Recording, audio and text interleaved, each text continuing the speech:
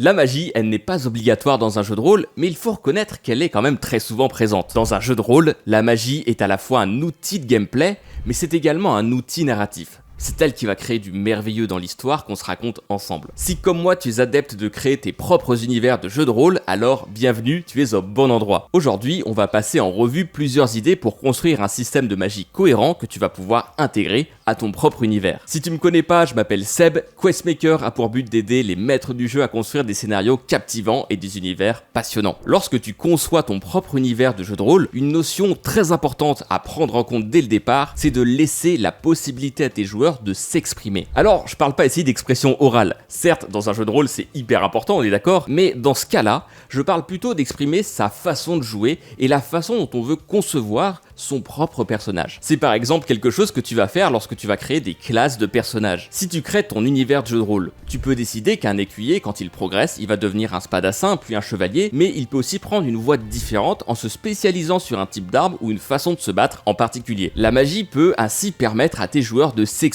en fonction de l'utilisation qu'ils en font. Le deuxième intérêt de la magie en jeu de rôle, c'est de servir l'histoire. Tu peux soit créer plein de choses autour d'elle, soit simplement l'intégrer presque comme une compétence normale que tout le monde possède et qui fait juste partie du quotidien. Enfin, la magie va bien entendu interférer dans les parties. Les joueurs, PNJ et même parfois les monstres et animaux vont l'utiliser pour interagir avec l'environnement ou pour se battre les uns contre les autres. C'est pour cette raison que tu dois avoir une réflexion profonde sur celle-ci. À partir du moment où tu intègres un système de magie, celle-ci va avoir une grosse influence sur ta campagne. Alors, qu'est-ce qu'un système de magie ?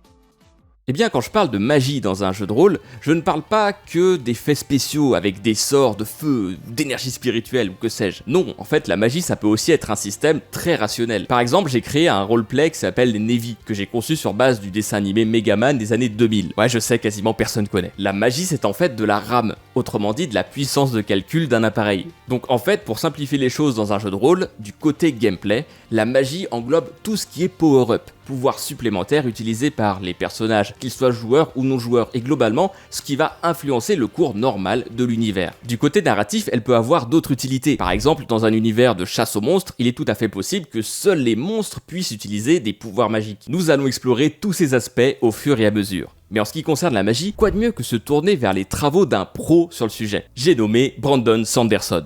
Pour ceux qui le connaissent pas, c'est un auteur de fantasy à succès. Il a fait le plus gros Kickstarter du monde, c'est l'un des écrivains les plus prolifiques et influents de la fantasy contemporaine. Et à l'heure où je tourne cette vidéo, il vient tout juste de péter Kickstarter une nouvelle fois pour son jeu de rôle basé sur Cosmere, son univers de fiction récoltant plus de 13 millions de dollars. Bref, il pèse pas mal. L'un de ses gros points forts et pour lequel il est le plus reconnu parce qu'il a le plus travaillé sur ce sujet, c'est l'élaboration de ses systèmes de magie innovants et ses intrigues complexes. Il a animé pas mal de conférences et créé du contenu autour de ce sujet. Bien sûr, tous ces concepts sont pensés à l'origine pour la littérature, donc je vais les réinterpréter pour le roleplay. Dans tous les cas, ça nous donne une très bonne base pour démarrer. Sanderson estime qu'il y a deux types de systèmes de magie. Le hard et le soft. Le hard magic system, c'est un système de magie dans lequel les règles et les limites sont clairement définies et compréhensibles par tous. Dans un récit, le lecteur sait ce que la magie peut faire et ne pas faire, créant ainsi des attentes spécifiques. En gros, avec les explications qui sont données, le lecteur a assez d'éléments pour comprendre d'où vient la solution magique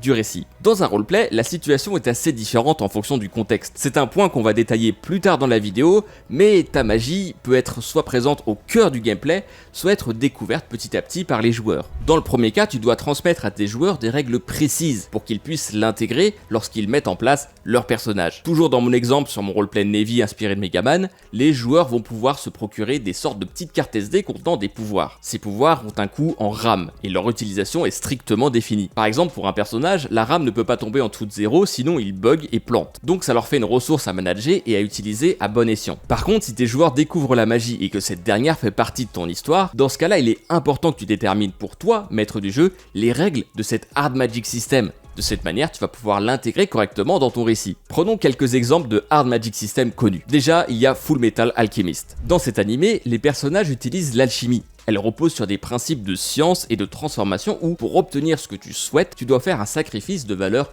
équivalent. Dans Inception, le principe du film est de partager et de manipuler des rêves. Le film présente des règles claires sur la manière dont les différents personnages vont entrer dans les rêves d'autres personnes. Comment est-ce qu'ils vont créer des niveaux de rêves imbriqués les uns les autres, en manipuler la réalité de l'intérieur, etc. Les limites et les risques de ces actions sont également bien documentés. Également, puisqu'on parlait de lui, il y a Mistborn, l'un des livres de Sanderson, où les personnages vont ingérer différents métaux pour obtenir des pouvoirs spécifiques, comme la capacité de pousser ou d'attirer des objets métalliques, augmenter leur force physique ou encore améliorer leur sens. Chacun des métals a un effet particulier et sont parfaitement expliqués au lecteur. Si tu veux concevoir un Hard Magic System, tu dois donc définir comment elle fonctionne précisément. Le Soft Magic System, c'est un système de magie beaucoup plus vague et mystérieux où les limites et les règles ne sont pas explicitement définies. Ici, tes joueurs savent que la magie existe, ils savent qu'elle est puissante, qu'elle est utile, mais pour autant, ils savent pas forcément les tenants et les aboutissants derrière et comment est-ce qu'elle fonctionne réellement. C'est ce qui peut donner un sentiment d'émerveillement et d'inconnu, mais ça peut aussi frustrer tes joueurs car il est difficile de prédire comment celle-ci va se comporter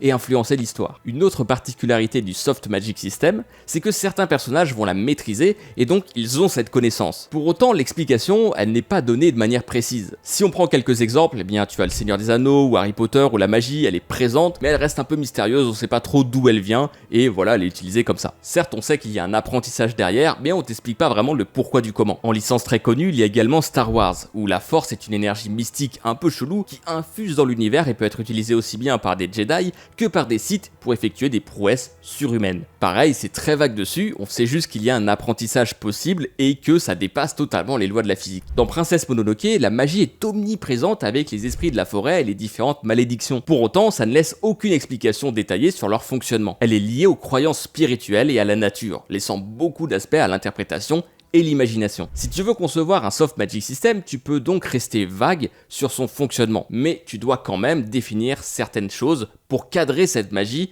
comme nous allons le voir un peu plus tard. Autrement, elle peut vite se transformer en Deus Ex Machina sorti de nulle part. Pour ceux qui ne savent pas ce que c'est qu'un Deus Ex Machina, c'est le moment où un personnage ou une situation interviennent de façon peu vraisemblable et vont apporter un dénouement qui est totalement inespéré à une situation qui semblait sans issue ou qui semblait tragique. Autrement dit, ça retourne toute la partie, personne ne peut rien faire et c'est pas très fun ni pour tes joueurs ni pour toi. C'est pas quelque chose de souhaitable. Maintenant, si on mettait en place une cohabitation. Alors cette question, elle vient pas d'Emmanuel Macron, mais ça vient bel et bien d'un point ultra capital à prendre en compte. Rien ne t'oblige à intégrer qu'une seule magie dans ton univers. Au contraire, tu peux en combiner autant que tu le souhaites. Bien entendu, chaque système de magie va te demander à la fois du travail et de la mise en place. Dans Donjons et Dragons, le système de magie est inhérent aux différentes races et classes de personnages. Alors je ne t'invite pas du tout à faire quelque chose d'aussi complexe, en tout cas au début. Cependant, ça peut être très intéressant de combiner plusieurs magies, chacune avec leurs règles différentes, mais également combiner un système hard et soft. Je t'ai parlé de mon jeu de rôle inspiré de Megaman. La magie hard serait la RAM, la puissance de calcul d'une machine pour pouvoir donner des pouvoirs aux différents personnages. Ainsi, mes joueurs savent exactement comment l'utiliser,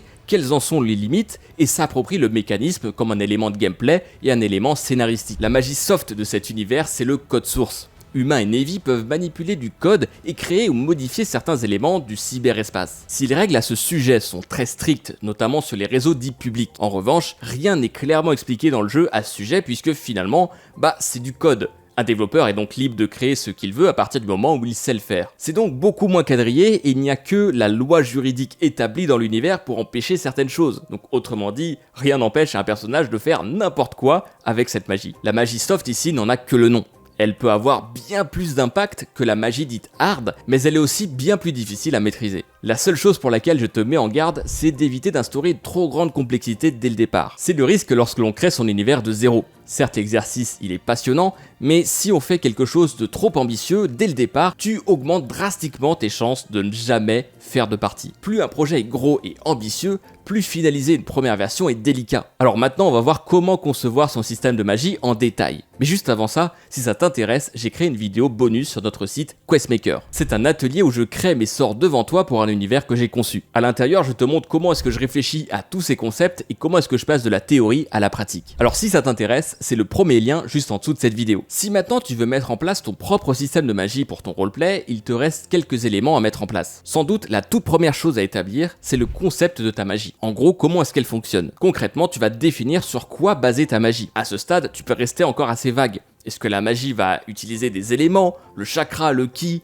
des objets, des rituels, les cycles de la lune, etc. Si on reprend l'exemple de Sanderson, il a mis en place un système de magie basé sur la consommation d'alliages conférant différents pouvoirs télékinésiques. Dans ce cas-là, c'est à la fois spécifique et original, mais faire ça te permet d'avoir une première idée de ton système. Comme dans tout ce qui concerne la création d'univers, tu vas partir d'idées vagues pour aller petit à petit dans le détail plus spécifique. Une fois que tu as défini le concept de ta magie, tu vas définir son essence, autrement dit, qu'est-ce qui permet de l'utiliser. Si tu reprends l'exemple de Star Wars, la force elle est basée sur les lois de la physique. Elle représente la volonté et les énergies du monde et peut d'ailleurs s'acquérir par tous ceux qui poussent ce rite initiatique. Que ce soit pour devenir un Jedi, mais aussi un Sith d'ailleurs. Elle n'a pas vraiment d'alignement. Certaines magies vont aussi se baser sur un principe hiérarchique où seul tel type de personnages qui ont atteint tel rang peuvent utiliser ce pouvoir. Dans ce cas-là, le parcours d'apprentissage des personnages sera intéressant parce qu'ils pourront, en progressant, développer petit à petit le reste. Ensuite, on va définir l'essence de la magie, qui va correspondre au fonctionnement du grand concept que tu viens d'initier. Tu peux en choisir un seul, mais tu peux aussi les mixer. Par contre, forcément, ça va ajouter de la complexité. Si je te reprends l'exemple du chakra, eh bien dans Naruto par exemple, ils vont malaxer leur chakra et apprendre à le diffuser dans les différentes parties de leur corps. De cette manière, ils vont être capables de faire sortir la magie, d'amplifier leur coup, et parfois même de le coupler à certains éléments. C'est ça l'essence de la magie, c'est comment ça fonctionne concrètement. Un autre élément à déterminer, c'est l'accès à cette magie.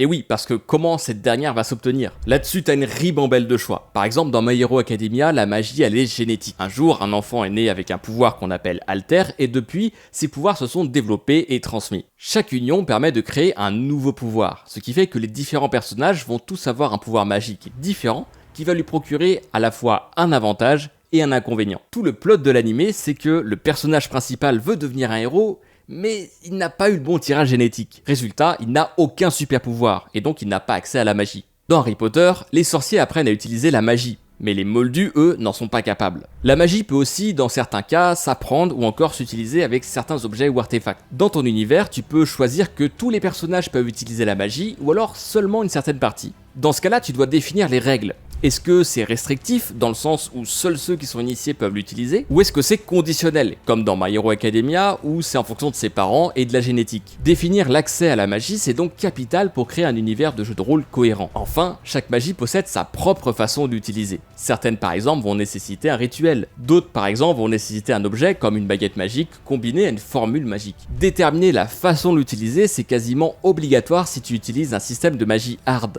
Mais tu peux rester volontairement vague si tu pars sur un système de magie soft, puisque tu n'as pas besoin d'expliquer clairement comment fonctionne chaque élément. À nouveau, dans Full Metal Alchemist, un alchimiste ne peut pratiquer l'alchimie qu'avec un cercle de transmutation qu'il doit tracer au sol. Le fait de définir la façon de l'utiliser, ça permet aussi d'envoyer un message clair à tous tes joueurs. Dans ton scénario, si les joueurs voient au sol un cercle de transmutation, ils savent qu'un alchimiste est dans le coin et peut potentiellement l'activer. Ça crée du danger et de la tension. Ça leur permet également de comprendre quand est-ce qu'un adversaire l'utilise. Par exemple, si tu réalises une enquête à propos d'un étrange pouvoir, eh bien tu peux définir la façon d'utiliser sans la communiquer aux joueurs. C'est eux qui devront découvrir le truc derrière ce pouvoir. On a donc vu le hard et le soft magic system, le fait de définir son concept, son essence, son accès et la façon de l'utiliser. Si tu as défini ces différents aspects, tu as donc une très bonne base pour l'inclusion de cette magie dans ton univers. Bien sûr, il est possible d'aller beaucoup plus loin, mais rien qu'avec ça, tu as de quoi faire. Dans notre masterclass architecte d'univers dédié à la création d'univers de roleplay maison,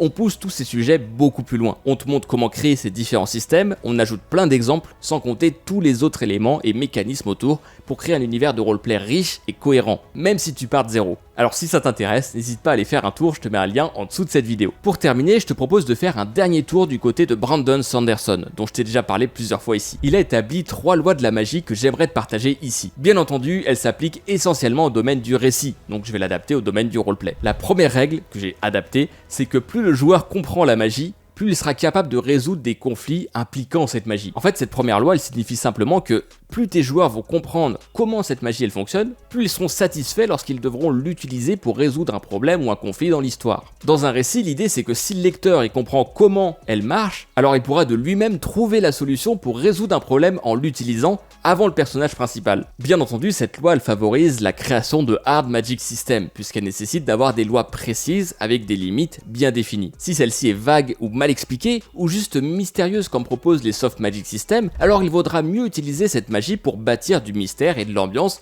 plutôt qu'elle soit centrale pour résoudre un conflit majeur. Cette loi va directement avec la clé d'un jeu de rôle. Plus les joueurs maîtrisent l'univers dans lequel ils jouent avec toi, plus tes parties vont être intéressantes parce qu'ils vont être créatifs, et votre histoire va prendre une toute autre dimension. Ce ne sera plus juste toi le MJ qui va apporter des choses, tes joueurs vont en apporter aussi. La deuxième règle, c'est que les limitations de la magie sont plus intéressantes que ses pouvoirs. Une magie type Deus Ex Machina, le genre de truc qui sort de nulle part, qui renverse la table et change l'issue d'une situation comme ça, bah c'est très chiant pour tout le monde. J'ai souvent entendu ces histoires où un personnage va utiliser une énorme boule de feu et vont one-shot un ennemi direct avec. C'est pas toujours fun que ce soit pour les différents joueurs ou pour le MJ. Cette deuxième loi, elle souligne l'importance d'ajouter des contraintes et des limites dans un système de magie, quel qu'il soit. Les règles, les coûts, les dangers et les restrictions autour de l'utilisation de cette magie rendent ce système bien plus intéressant. Elle évite d'avoir une magie surpuissante et sans contrepartie. Ajouter des limites va te permettre de créer des conflits beaucoup plus riches. Concentre-toi donc sur ce que la magie ne peut pas faire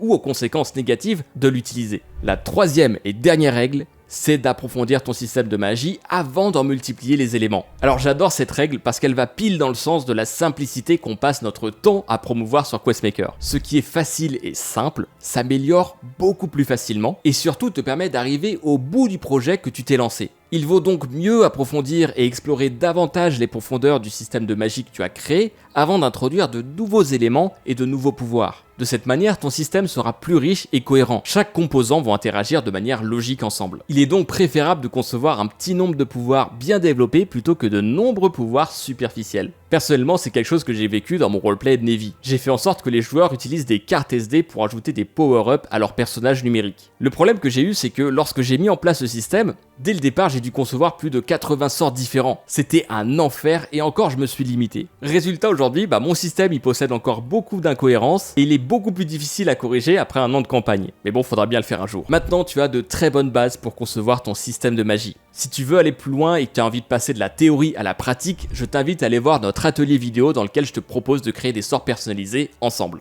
Cet atelier il a pour but de t'aider à passer à l'action et de créer ton propre système de magie pour ton roleplay. Si tu aimes nos contenus YouTube, on met 10 fois plus d'énergie dans nos cours en ligne. Et bien entendu, c'est facultatif. Quoi qu'il arrive, l'atelier vidéo va t'apprendre des choses et t'aider à aller plus loin. Clique sur le premier lien en dessous de cette vidéo et si tu veux continuer à t'améliorer en tant que maître du jeu, va voir cette vidéo.